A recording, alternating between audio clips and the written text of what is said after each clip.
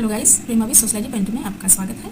आज का ये वीडियो बहुत ही इंपॉर्टेंट होने वाला है क्योंकि आज के इस वीडियो में हम यूजीसी नेट समाज शास्त्र से संबंधित जो कि जिसमें कि 10 यूनिट्स होती हैं सिलेबस के अंतर्गत, यूजीसी नेट सिलेबस के अंतर्गत। तो आज के इस वीडियो में हम उसी सिलेबस के यूनिट फर्स्ट के विषय में मौखिक जानकारी प्राप्त करेंगे। ये वीडियो मैंने इसलिए बनाया है जिससे जो नए बच्चे हैं, जो नए विद्यार्थी हैं, जिन्होंने अभी तैयारी करना स्टार्ट किया है नेट के एग्ज़ाम के लिए, ये वीडियो उन लोगों के लिए काफ़ी हेल्पफुल रहने वाला है। तो चलिए हम आगे बढ़ते हैं। आगे बढ़ने से पहले चैनल को लाइक शेयर सब्सक्राइब अवश्य कर दें और वीडियो देखने के बाद वीडियो कैसी बनी है या आप लोगों के लिए किस स्तर तक ये अच्छी है या अच्छी नहीं है, इसके लिए कमेंट जरूर करें, क्योंकि इससे मैं अपना आकलन कर पाऊंगी कि मुझे अपने अंदर अभी कितने और परिवर्तन करने की ज़रूरत है और जिससे मैं समाजशास्त्र से संबंधित बहुत ही महत्वपूर्ण जानकारी आप लोगों तक पहुंचा सकूं और नवीन जानकारी भी समाजशास्त्र से संबंधित आप लोगों तक पहुंच सके। तो चलिए हम आगे बढ़ते हैं। पहला है, इसमें जो इकाई फर्स्ट है उसके विषय में हम जानते हैं समाज शास्त्रीय सिद्धांत के विषय में। इसमें शास्त्रीय समाज शास्त्रीय परंपराएं हैं, जिसके अंतर्गत सबसे पहले नंबर पर इमाम दुर्खीम है। इमाम दुर्खीम समाज शास्त्र के पिता के तौर पर जाने जाते हैं क्योंकि इन्होंने सर्वप्रथम समाज शास्त्रीय प्रकारवाद की अवधारणा दी है और समाज शास्त्रीय प्रकारवाद के अलावा इनकी बहुत ही महत्वपूर्ण अवधारणाएं हैं, जिसमें श्रम विभाजन, सामाजिक तथ्य और आत्महत्या के सिद्धांत। और इन्होंने बहुत ही, इसके अलावा भी बहुत सारी इनकी अवधारणाएं हैं और इनकी पुस्तकें elementary of the religion method, जो कि बहुत ही महत्वपूर्ण पुस्तक रही है इनकी। और इन्होंने ये बताया है अपने समाजशास्त्री प्रकारवाद के सिद्धांत में जो इन्होंने दिया है, सावयवी एकता के द्वारा इन्होंने बताया है कि किस प्रकार से समाज में एकता को बनाए रखा जाता है, यानी कि सामाजिक व्यवस्था बनती है, जिस तरीके से हमारे प्रत्येक अंग मिलकर आपस में कार्य करते हैं और किसी एक कार्य को पूर्ण कर पाते हैं या किसी एक कार्य को पूर्ण करने में हमारे अंगों का महत्वपूर्ण भाग होता है, महत्वपूर्ण प्रतिभाग होता है। तो इसी तरीके से समाज के सारे अंग मिलकर ही सामाजिक व्यवस्था को बनाते हैं। आत्महत्या के सिद्धांत इन्होंने 3 प्रकार के सिद्धांत दिए हैं। तो ये इनकी बहुत ही महत्वपूर्ण अवधारणाएं और पुस्तक और सिद्धांत रहे हैं। आगे है मैक्स वेबर। मैक्स वेबर ने तार्किक क्रिया के विषय में बताया कि जो कि वैज्ञानिक दृष्टिकोण को अपनाते हुए इन्होंने तार्किक क्रिया की बात की और अतार्किक क्रिया पर लोगों का अधिक ध्यान आकर्षित नहीं होता है। ये प्रक्रिया ऐसे ही समाज में स्वतः होती रहती है। इसके विषय में बताया। इन्होंने नौकरशाही की अवधारणा दी, आर्थिक निर्धारणवाद की अवधारणा दी और इन्होंने बुद्धिज्म नामक एक पुस्तक लिखी है, जो कि बहुत ही महत्वपूर्ण पुस्तक रही है और इनकी अवधारणा नौकरशाही के लिए इन्हें विशेष तौर पर जाना जाता है। फिर आगे है कार्ल मार्क्स। कार्ल मार्क्स ने भी बहुत ही महत्वपूर्ण अवधारणाएं दी हैं। इसमें इन्होंने वर्ग संघर्ष का सिद्धांत दिया है, साम्यवाद की अवधारणा दी है और भी इनकी बहुत सारी अवधारणाएं हैं, जिसमें इन्होंने बताया है कि समाज में कोई वर्ग नहीं रह जाएगा, यानी समाज में सभी वर्ग समान हो जाएंगे, ना कोई उच्च वर्ग होगा और ना कोई निम्न वर्ग होगा। एक स्थिति आएगी जब सभी समान होंगे, यानी साम्य वर्ग की अवधारणा इसी पर आधारित है। फिर आगे है ब्रोनिस्ला मालिनोवस्की, एक मानव शास्त्री थे और इन्होंने सहभागी अवलोकन के द्वारा रोबेंडिया द्वीप समूह के न्यूगनी लोगों का अध्ययन किया और उसके उपरांत इन्होंने पुस्तक लिखी। अपनी बहुत ही महत्वपूर्ण पुस्तकें इनके द्वारा लिखी गई हैं। फिर है A.R. Radcliffe Brown. ये संरचनात्मक प्रकारवाद के लिए जाने जाते हैं और इन्होंने अब संरचना को बनाने के लिए भौतिक तत्वों के ऊपर विशेष ध्यान दिया है कि जो संरचना निर्मित होती है उसमें भौतिक तत्वों का विशेष महत्व होता है और इन्हीं से ही संरचना निर्मित होती है। फिर और इन्होंने अंडमान आइलैंडर्स के द्वीप समूह के लोगों का अध्ययन किया है।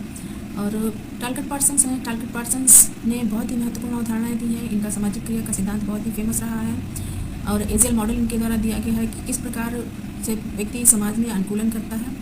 पहले समायोजन करता है, समायोजन करने के बाद अनुकूलन की अवस्था आती है।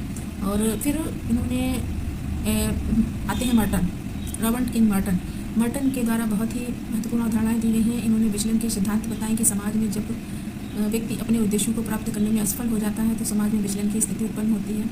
और इन्होंने प्रकट और अप्रकट प्रकार की अवधारणा बताई है। फिर है क्लॉड लेवी स्ट्रॉस के द्वारा बहुत ही महत्वपूर्ण अवधारणाएं दी गई हैं। इन्होंने बाइनरी अपोजिशन की अवधारणा दी और मिथक की अवधारणा दी है और संरचनावाद के लिए इन्हें विशेष तौर पर जाना जाता है। फिर है आगे व्याख्यात्मक एवं निर्वचनात्मक परंपराओं में हम जीएस मीट की बात करें अगर, तो जीएस मीट को उनके स्व के सिद्धांत के लिए जाना जाता है कि किस प्रकार से बच्चा जब समाज में जाता है तो अपने स्व को डेवलप करता है, स्व का विकास करता है।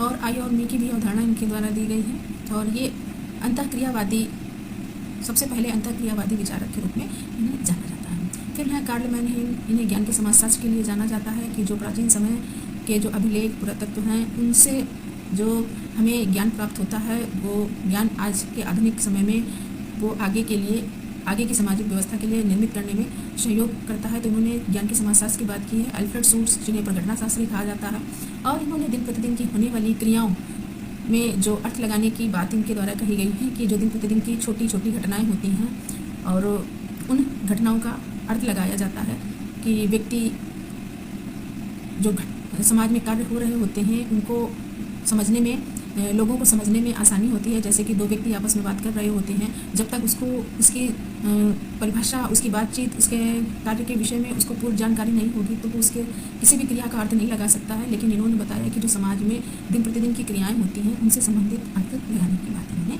कही है।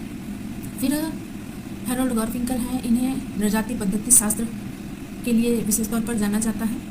और इमरिंग गोफमैन है, इमरिंग गोफमैन ने बहुत सारी अवधारणाएँ दी हैं जिसमें इन्होंने अग्रमंच, पश्चिमंच, नाट्यकला और इन्होंने सामाजिक दूरी आदि बहुत ही महत्वपूर्ण अवधारणाएं दी हैं।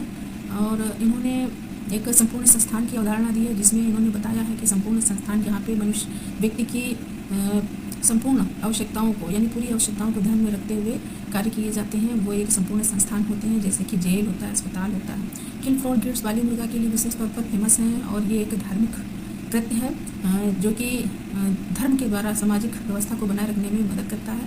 तो इनको किलफोर्ड गिट्स को बाली मुर्गे के लिए विशेष तौर पर जाना जाता है। अब आगे है उत्तर आधुनिकतावाद और उत्तर संरचनावाद तथा उपनिवेशवाद, जिसमें एडवर्ड साइड उत्तर संरचनावाद के साथ साथ उपनिवेशवाद भी हैं। और पियरे बर्दियो ने बहुत ही महत्वपूर्ण अवधारणा दी है। इन्होंने हैबिटस की अवधारणा दी है और भोक्शा का नियम दिया है। हैबिटस की अवधारणा में बताया है इन्होंने कि व्यक्ति अपनी आदतों के द्वारा अभ्यस्त हो जाता है और फिर वो कुछ नया समाज में कुछ नया करके दिखाता है, यानी कि अपनी आदतों के द्वारा जब वो आदत में आ जाता है तो उससे समाज में बहुत सी चीज़ें नई निर्मित हो जाती हैं। मिशन फूको को एक टक की अवधारणा, निगरानी समाज और इन अवधारणाओं के लिए विशेष तौर पर जाना जाता है। निगरानी समाज, जैसे कि बहुत से कार्य ऐसे होते हैं जिन पर निगरानी रखने की आवश्यकता होती है, नहीं तो समाज व्यवस्था गड़बड़ा जाएगी। तो ऐसी स्थितियों में इन्होंने निगरानी समाज की बात की है कि जैसे सीसीटीवी कैमरा में सब कुछ कैद हो जाता है, जो भी किसी संस्था में कोई कार्य हो रहा होता है, अच्छा या गलत कार्य हो रहा होता है, तो इन्होंने निगरानी समाज की बात की है। और यूग्रेन हैबरमॉस के द्वारा इनका संप्रेषणात्मक क्रिया सिद्धांत विशेष तौर पर प्रसिद्ध है। इन्होंने संप्रेषणात्मक क्रिया सिद्धांत के द्वारा ये बताया है, विधि सम्मत संकट की अवधारणा के विषय में भी इन्होंने बताया है। और संप्रेषण क्रिया में इन्होंने बताया कि समाज में जब व्यक्ति आपस में बैठ कर तर्क वितर्क करते हैं तो नवीन विचार समाज में निकल कर आते हैं। और एंथनी गैडेंस ने तो बहुत सारी महत्वपूर्ण अवधारणाएं दी हैं और अक्सर एग्जाम में इनसे संबंधित कुछ न कुछ जरूर पूछा जाता है, जैसे कि प्लास्टिक का मुक्ता है, वैश्वीकरण है, आधुनिकता है। संरचनाकरण का सिद्धांत के लिए इन्हें विशेष तौर पर प्रसिद्धि मिली है। मैनुअल कैशल्स से संबंधित ये भी उत्तर उपनिवेशवादी और संरचनावादी विचारक हैं, इन्होंने भी महत्वपूर्ण अवधारणाएं दी हैं।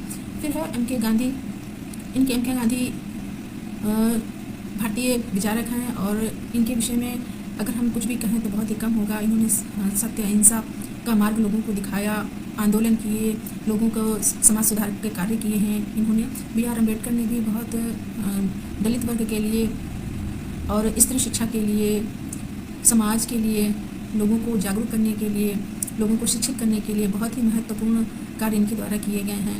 ये हमारे संविधान निर्माता हैं और इनके द्वारा जो पुस्तकें लिखी गई हैं वो बहुत ही महत्वपूर्ण है, अक्सर एग्जाम में पूछी जाती हैं।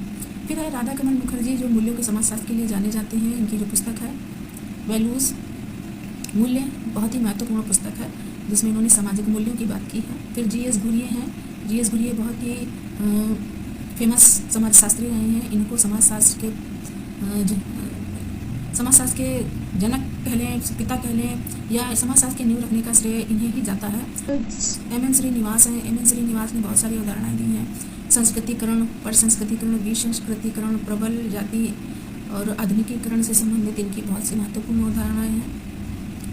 और इरावती कर्वे को भारतीय नातेदारी के लिए विशेष तौर पर जाना जाता है। इन्होंने भारतीय नातेदारी को 4 भागों में विभाजित किया है। तो आज का ये जो वीडियो है ये समाजशास्त्र यूजीसी नेट के सिलेबस के फर्स्ट यूनिट से संबंधित है। तो इसमें ये मौखिक जानकारी आज हम लोगों ने यूनिट फर्स्ट से संबंधित प्राप्त की है। वीडियो यदि अच्छा लगा हो तो चैनल को सब्सक्राइब अवश्य कर दें। Thanks for watching.